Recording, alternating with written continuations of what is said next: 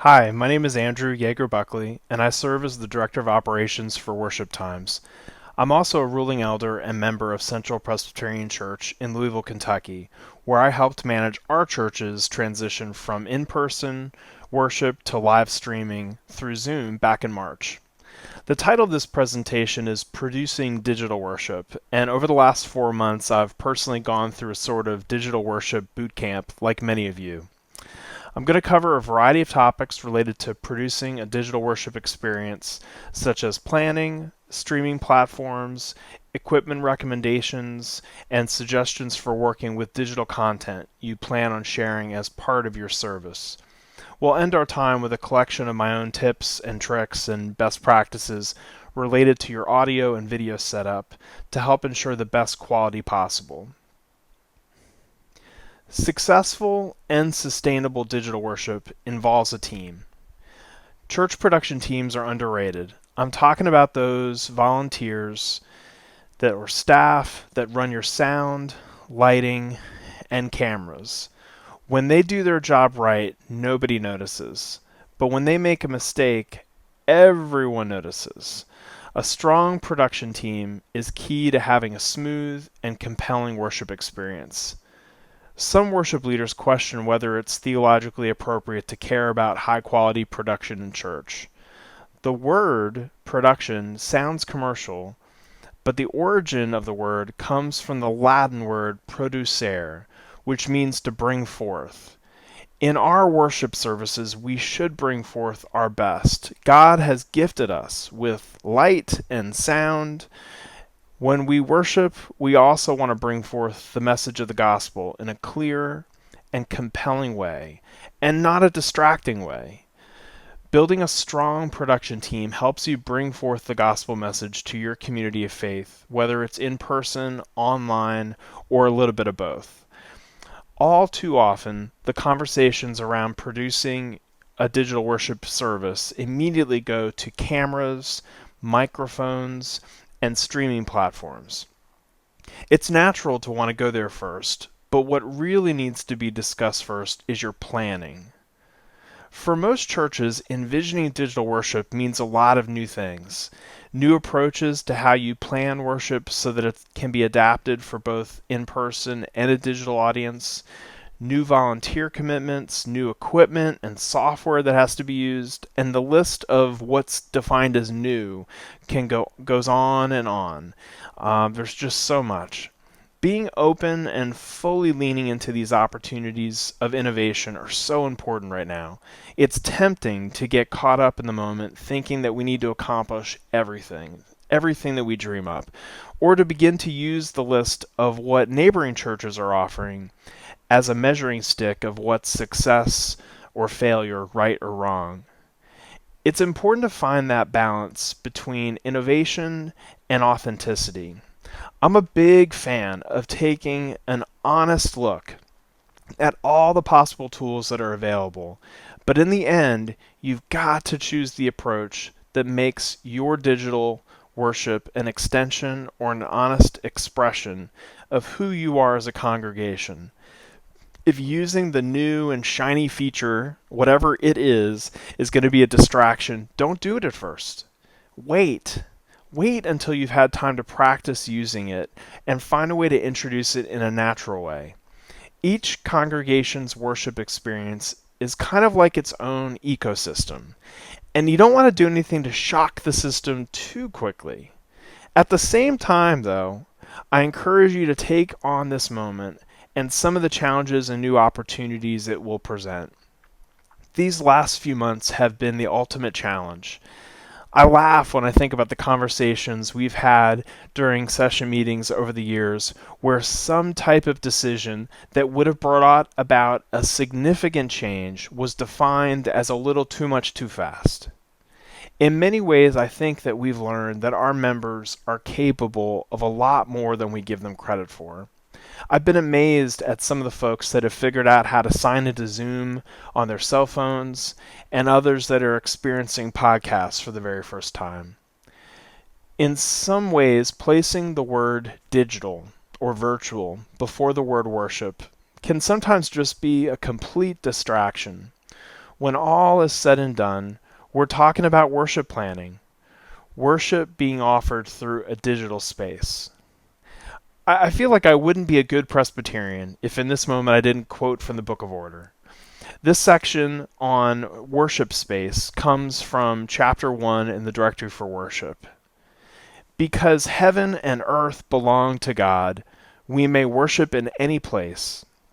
The Old Testament describes stone altars, tabernacles, temples, and other places where the people gathered and encountered God. The Gospels tell us that Jesus worshipped at the synagogue and temple, but he also worshipped in the wilderness, on hillsides, and at lake shores, demonstrating that God cannot be confined to any one place. It's critical to establish a consistent workflow for all leaders involved in the worship planning process. This is, you really want to have a weekly worship planning meeting. This is a time when your worship planning team meets to review the previous Sunday's service and finalize their plan for the upcoming Sunday. I know this may sound obvious, but I know a lot of churches, and not all churches, that have this rhythm of actually reviewing each week. But with digital worship, I find it to be really important. As part of the planning of the service, decisions need to be made on any supporting media, slides, videos, audio, that need to be created or gathered for the service. It's important that this initial meeting occurs early in the week, because with digital worship, there's more prep work that needs to be done, especially for those of you that record your service in advance. After that worship planning meeting, invitations need to go out right away to anyone that will be serving in any type of leadership capacity during the next service. If a family is being invited to lead any type of opening gathering ritual, such as the lighting of the Christ candle, or the scripture reading is going to be done including multiple readers, those invitations need to go out as soon as possible so they can be confirmed before the final tech rehearsal, and that the technical director can be made of those types of unique elements in the service. If any pre-recorded music or videos are being played as part of the service, you've got to set hard deadlines for when that content needs to be submitted to the technical director. It should be at the very least before the final rehearsal so that it can be tested and worship leadership can verify it's what they expected or what they want. Having a weekly worship production meeting or tech rehearsal is critical. Invite all worship leaders, digital greeters, and anyone else that's playing a role in the service to be part of a tech rehearsal. This is important whether your service is pre-recorded or live. You should have a dedicated time with all the worship leaders and members of the tech team to walk through the different elements of the service, verifying all transitions and making sure all content has been received. These are often the moments when walking through the full service together with all the audio and video that our team has figured out that certain elements just can't be back to back, or we figure out that a particular slide is just unnecessary, and so we can remove it. Create a script with technical notes. Most churches have a different version of the bulletin that's created for worship leaders. That's not a new concept. It often includes all the prayers being used, particular cues or prompts as to when certain elements of the service are to begin. What's needed for digital worship is all of that with the inclusion of technical notes and cues. This includes every transition, whose microphones need to be muted or unmuted at any given time, what slide should be showing, how many seconds after a prayer should a song start being played. Everything. It's a document that should be distributed to everyone playing a role in leading the service. We've had a good experience sharing that through Google Docs, and then during our tech rehearsal, we're able to make live edits to it together. So I'm going to take just a few moments to talk about kind of the conversation that continues to bounce around on whether or not you should go with a live service or pre-recorded. And so I'm just going to hit with a few tips on each. This was a hot conversation early on with passionate opinions on both sides. Some believe worshiping live has a unique energy and a more authentic experience. It allows for last-minute changes in the message or the inclusion of important announcements that if you pre-recorded, those changes just wouldn't be possible. Live also means a need for more patience. There will be mistakes, and to be honest, that's really okay. Now, if your worship plan is complex, including multiple leaders, special music, and a number of moving parts, then I'd probably encourage you to pre-record. A pre-recorded service could allow greater flexibility for those participating in the service to record their portion whenever they want to. I know a number of churches that have made this decision because leading worship from the sanctuary was a priority, but they didn't have high-speed internet at the church, so live streaming wasn't going to be an option. Live could also be problematic for those communities that don't have access to high-speed internet, so pre-recording might be the best solution. The next step is to choose a streaming platform that will allow your community to view your worship service online. Video conferencing systems like Zoom or Google Meet and various other systems available make sense for churches that are planning a live service with multiple worship leaders in different locations. They make it easy to switch between different leaders while also providing a real feeling of virtual community. If your worship plan only includes one leader, then streaming directly through Facebook, YouTube, Vimeo could work for you. For those pre-recording services, YouTube, Vimeo, and even your Facebook page could be used to host that video and make it available for playing. You can upload in advance and then schedule that particular worship service to premiere or go live at a set time. At that appointed time, the video will begin to play and participants can interact live via the chat feature. No single approach is going to be the perfect fit for everyone. At our church, seeing familiar faces and hearing the voices of fellow members before, during, and after the service was an absolute need. That was established as a priority from the beginning, and my recommendation on what tools we should use was informed by that. For some, it might be offering a worship experience that's hosted in the physical worship space in your church. So that would mean whether you pre-record or stream live, having worship leaders use that space as the backdrop is important. During this time of social distancing and being away from the church, seeing the space could be really comforting to some. For those that were looking for a solid solution to kick off your digital worship offerings back in March, the various free options available made the most sense. They were the easiest to jump into quickly. Since most churches are now looking to continue a digital worship offering for the long term, I'd highly encourage you to research some of the premium streaming services available.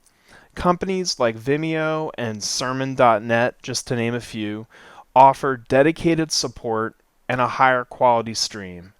They make it easy to embed that live player on your church's website as well. Most contemporary streaming providers have integrations set up so that you can continue to stream simultaneously through Facebook, YouTube, Instagram, and other various social media platforms. Create a dedicated page on your website for everything related to your digital worship. This dedicated page is where your live stream would be placed, it would be embedded, and links to access videos of previous worship services or other events could be found there as well.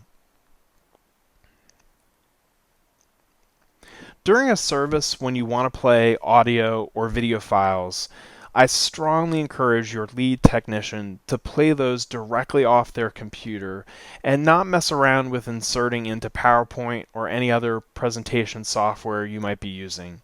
I'm all about finding ways to decrease the risk of technical failures. Even though Zoom and other platforms allow for the playing of videos through YouTube or other services, I would discourage you from doing it.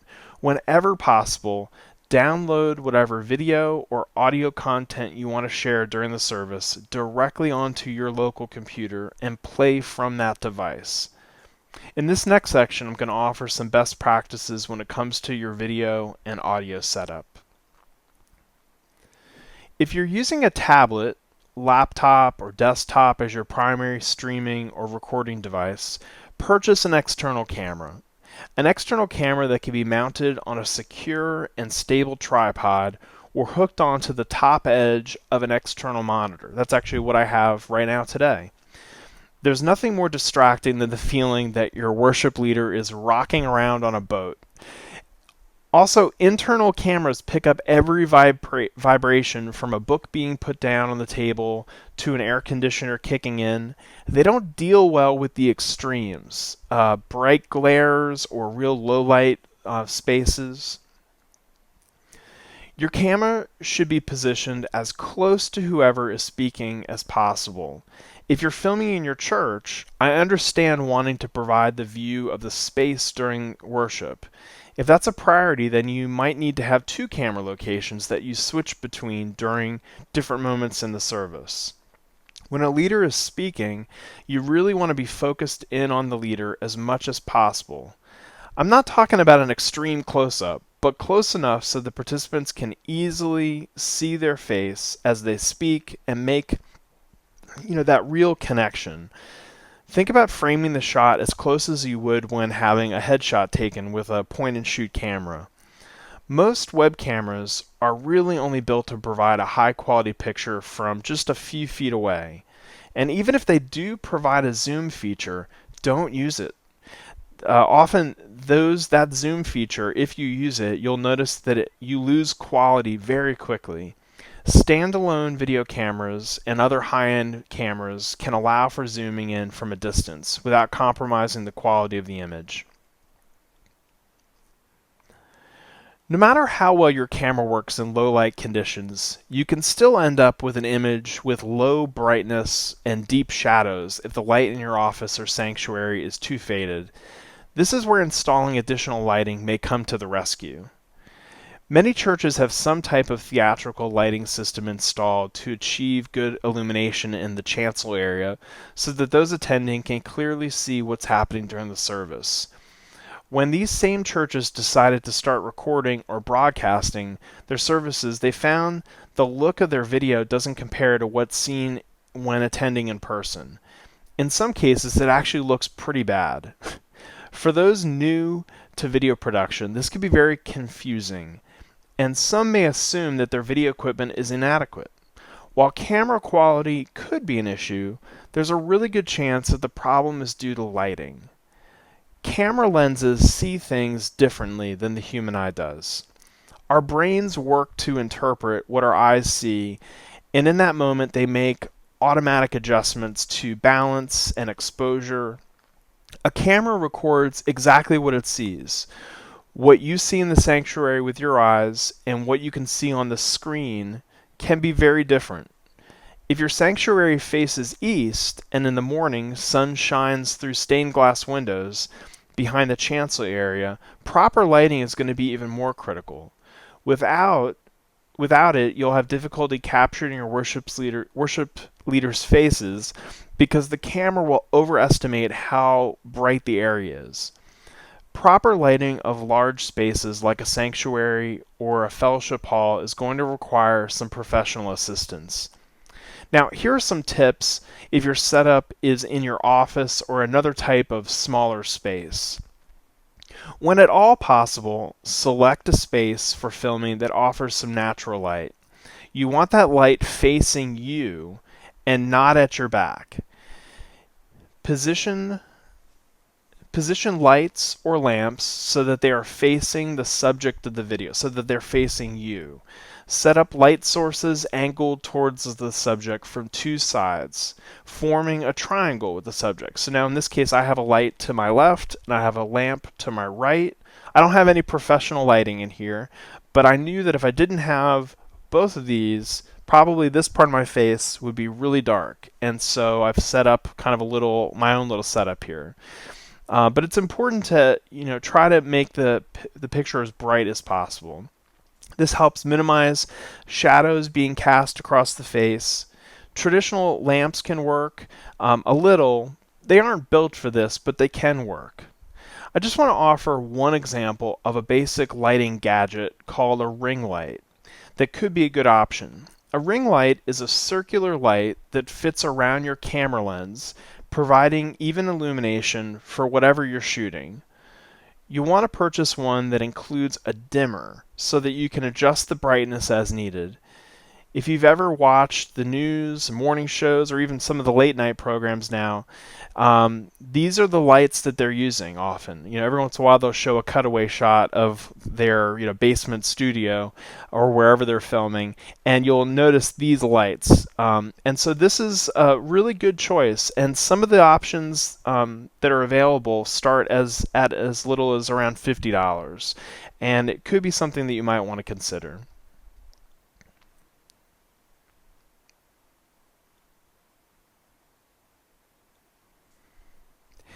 Bad video is much more forgiving than bad audio.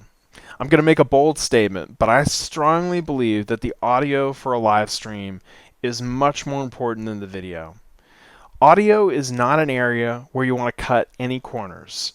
If your audio quality is decent and your video is so-so, I'll probably stick around. But if your audio is terrible, I don't care how good the video is, I'm leaving.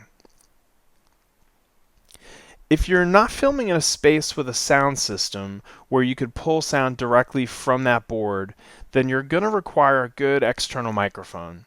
No matter what type of device you're using to film your service, I don't recommend ever using the built-in microphone. Issues with internal microphones are similar to what I raised about internal cameras earlier. They don't deal well with ambient noises.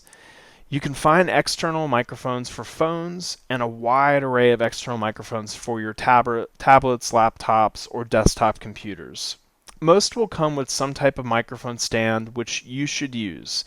There are wireless Bluetooth and USB microphones.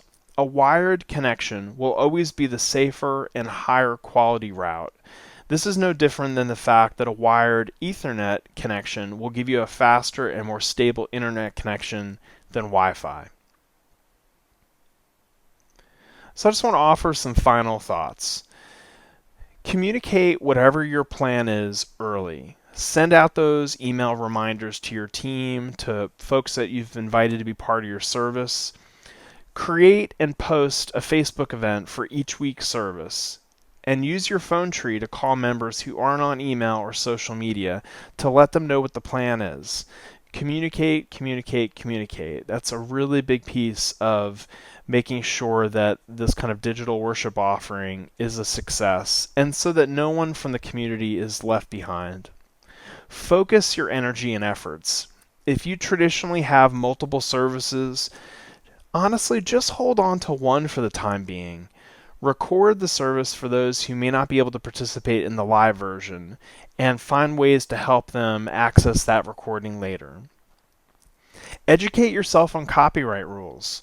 There are a number of things you can do in a traditional in-person service that your current copyright that you probably, or whatever license your church currently holds, was already covering. But when you begin to record or live stream a service, those rules change, so do your research. Take the time to learn the limits of the technology you're using.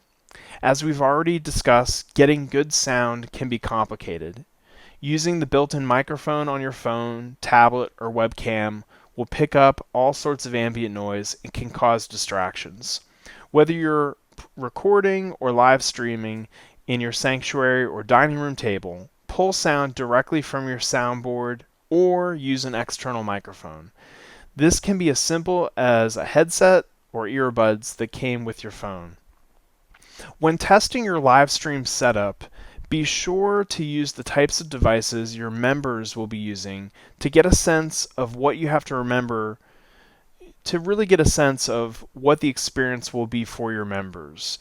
Most of them will be listening through computers with the built-in speakers or inexpensive headphones. And so if you're running a test and you're listening to it on a high quality speakers, that's not a good example of what their experience is going to be. At some point while working on your plan and you ever have to cut expenses, don't cut corners on the audio. I know it's like a broken record, but I'm passionate about it. And finally, learn from your church family. There is no need to reinvent the wheel. Each of you has been working on this for a few months now and has learned so much. Identify neighboring churches in your presbytery that have taken the same approach and reach out to them. We don't have to go through this journey alone. I hope this was helpful, and take care. God bless. Bye-bye.